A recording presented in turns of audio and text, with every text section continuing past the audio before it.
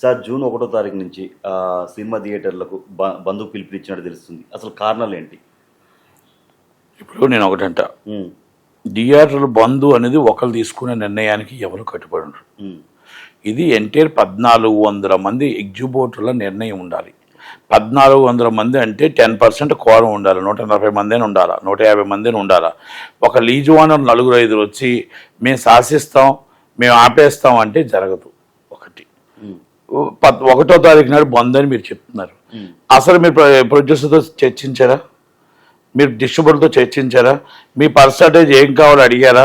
ఈ డేట్లో మాకు ఇవ్వకపోతే ఇదని చెప్పారా? మీరు జాయింట్ కమిటీ మీటింగ్ పెట్టారా? అసలు మీ మొత్తం జనరల్ బాడీ మీటింగ్ ఎగ్జిబ్యూటర్లు పెట్టారా? ఎంతమంది వచ్చారు? ఎంతమంది దీని మీద ఆమోదించారు? ఒరిజినల్ ఓనర్లు ఎంతమంది వచ్చారు? సిటీ ఎంత వచ్చి, ఏ క్లాస్ ఎంతమంది వచ్చారు? బి క్లాస్ ఎంతమంది వచ్చారు? సి క్లాస్ ఎంతమంది వచ్చారు? ఇది మీరు చెప్పిన పర్సంటేజ్ ఏ క్లాస్ సరిపోతుందా, బి క్లాస్ సరిపోతుందా, సి క్లాస్ సరిపోతుందా? దాన్ని డిస్ట్రిబ్యూటర్ ఒప్పుకుంటాడా?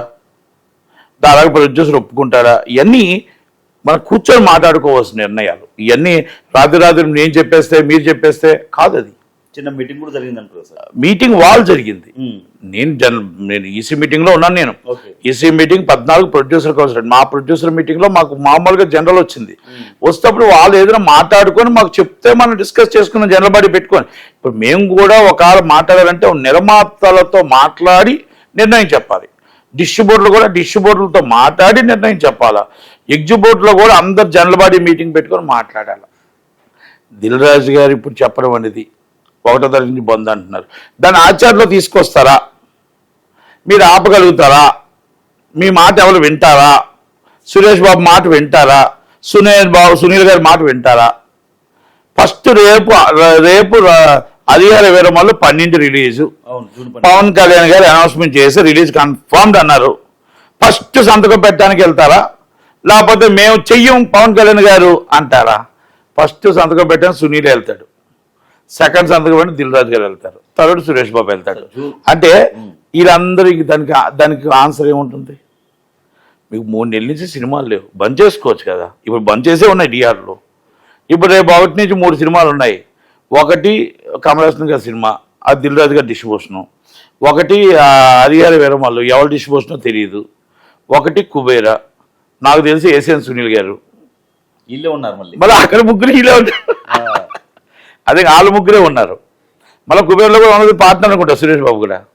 మరి వీళ్ళే సినిమాలు ఆపేసుకుంటానంటే ఆపేసుకోవచ్చు.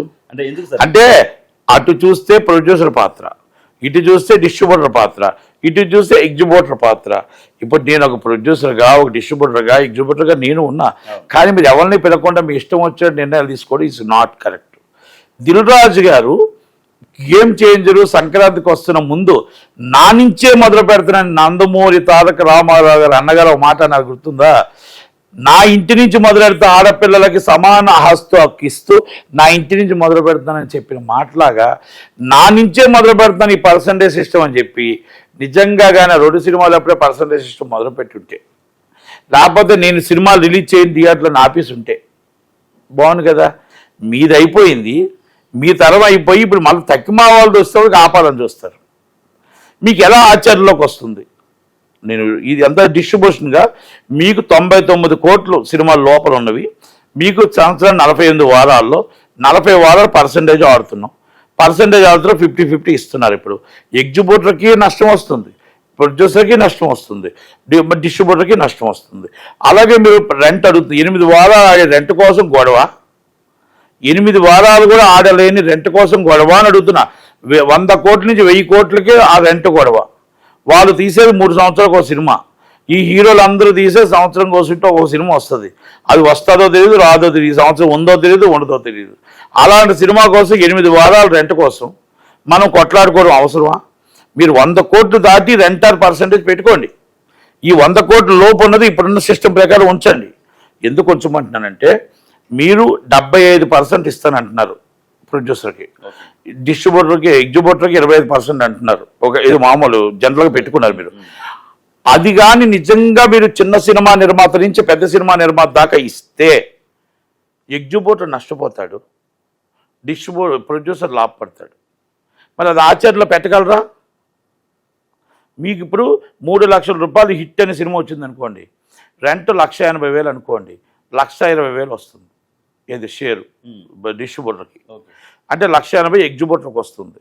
ఒకవేళ పర్సంటేజ్ రాలేదనుకోండి, పర్సంటేజ్ సిస్టమ్ అనుకోండి 3కి 1,50,000 వస్తుంది. అదే 75% పర్సంటేజ్ అనుకోండి, 75,000 ఎగ్జిబ్యూటర్కి వస్తుంది. 2,25 పోతుంది. అప్పుడు ఎగ్జిబ్యూటర్ ఎంత తీవ్రంగా నష్టపోతాడు. పోనీ ఆ నిర్మాత బాగుపడతాడు. ఆ నిర్మాత బాగుపడతాడు, ఎగ్జిబ్యూటర్ ఎందుకు ఊరుకుంటాడు? ఒక్కసారి మనస్సాక్షితో ఆలోచించండి. ఒక్కసారి ఎగ్జిబ్యూటర్ వైపు చూడండి, డిస్ట్రిబ్యూటర్ వైపు చూడండి, ప్రొడ్యూసర్ వైపు చూడండి. ఇది 100 కోట్లు దాటి 1000 కోట్ల లోపల ఉన్నది గొడవే తప్ప ఈ 100 కోట్ల లోపు ఉన్నదానికి గొడవ లేదు అని నేను అంటాను. ఇప్పటికి ఎగ్జిబ్యూటర్ కాస్తా కోస్తా బయట పడుతున్నాడు. మీరు ఊరిక మళ్ళీ ఎగ్జిబ్యూటర్ని తీసి మీరు 75% అంటున్నారు. సుదర్శన్ 70mm 50 లక్షలు నెట్ వచ్చింది. 12.5 లక్షే వస్తుంది ఆ వారంకి. ఆ ఎగ్జిబ్యూటర్కి అర్థమైతే 12.5 లక్షలు వస్తుంది. కానీ పర్సంటేజ్ సిస్టమ్ వచ్చేటప్పటికి 75% పర్సంటేజ్ సిస్టమ్ వస్తే ఎంత పోతుంది ఒక్కసారి అర్థం చేసుకోండి. మరి ఇవన్నీ ఆలోచించుకుంటేనే కదా మనకి 7.5 లక్షలు మీకు రెంట్ వచ్చేది కదా.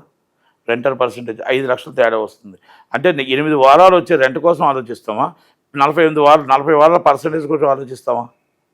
కనుక పెద్ద మనసుతో అందరూ ఆలోచించుకొని కూర్చొని మాట్లాడుకోవాల్సింది తప్ప ఇలాంటి నిర్ణయాలు కరెక్ట్గా ఇది దిల్ రాజు గారు ఖాళీగా ఉండి, సునీల్ గారు వీళ్ళందరూ కావాలని వాళ్ళు ఖాళీగా ఉండి ఆడుతున్నది తప్ప ఇది ఏ ఎగ్జిబ్యూటర్కి ఇష్టం లేదు సినిమా థియేటర్లు ఆపాలని. ఏ ఎగ్జిబ్యూటర్ కానీ ఏ ప్రొడ్యూసర్ కూడా గొడవలు తేవాలని అనుకోవట్లేదు. కనుక సామరస్యంగా కూర్చొని మాట్లాడుకోవాలా. దిల్ రాజు గారికి ఇప్పుడు ఏంటంటే సినిమాలు లేవు కనుక ఇది ఏదో ఒకటి కూర్చొని ఒక ప్రయత్నం చేద్దామని చూస్తున్నాడు తప్ప ఈజ్ నాట్ కరెక్ట్ సార్.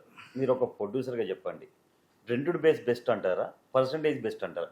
ఇప్పుడు నేను మీకు అందుకే చాలా చెప్పాను. చాలా మందికి కాదు మీకు చాలా క్లియర్గా చెప్పాను. 99 కోట్ల లోపు ఉన్నది percentage system, renter percentage best. 100 కోట్లు అబోవ్ ఉన్నది వాళ్ళు ఏమంటారు, ఎక్కువ వచ్చేస్తున్నారు వాళ్ళు అంటున్నారు, మాకు నష్టం వస్తుంది వాళ్ళు అంటున్నారు. 8 వారాలు రెంట్ కోసం కొట్టుకుంటున్నారు వీళ్ళు. మరి వీళ్ళకి అర్థం కాక 8 వారాలు రెంట్ కోసం కొట్టుకుంటున్నారు. 3 సంవత్సరాలు తీయండి డీలర్ సీట్లు. 3 సంవత్సరాల్లో ఏ క్లాస్ 2 వారాలు వచ్చే రెంట్లు, బి క్లాస్ 2 వారాలు వచ్చే, సి క్లాస్ 2 వారాలు తీయండి. దానికోసం మాట్లాడదాం. పర్సంటేజ్ సిస్టమే కదా వచ్చింది. ఏంటంటారు సార్, కుట్ర ఉంది. అంటే డిస్ట్రిబ్యూషన్ ఇవ్వట్లేదు దిల్ రాజుకి. ఆల్రెడీ హీరోలు సినిమాలు డేట్స్ లేవు. ఇప్పుడు ఏదో ఒక ప్రయత్నం కింద మళ్ళీ జస్ట్ మైత్రిని పిలిచారా, మరి సితారాని పిలిచారా, వాళ్ళతో మాట్లాడారా? లేదు కదా. ఒకరి కోసం ఇంతమంది ఆగం చేయడం కరెక్ట్ అంటారు? మరి ఏమంటే ఆగం చేయలేదండి. వాళ్ళు ఏదో పిలిచారు, ఎవరు వెళ్ళారు అంతే తప్ప అక్కడ లీజు ఓనర్లు తప్ప ఒరిజినల్ ఓనర్స్ లేరు. 1వ తారీఖు నాడు ఏ బంధువు ఉండదు, సినిమాలు రిలీజ్లు అవుతాయి, సినిమాలు అవుతుంటాయి. నేను పవన్ కళ్యాణ్ గారు సినిమా అంటే స్టార్ట్ అంటే సినిమా రిలీజ్ ఉంది అంటే ఆపగల ధైర్యం ఎవరికి ఉంది చెప్పండి. మేము ఆపుతాం అని చెప్పి 3లో ఒకళ్ళు చెప్పమని నాకు వీళ్ళే ముందు సంతకాలు పెడతారు వెళ్ళి. అది కనుక ఇవన్నీ కూడా టైంపాస్ చేయడం తప్ప ఏముండదు. దానికోసం మాట్లాడుకో చర్చ కూడా అవసరం లేదు. Thank you very much.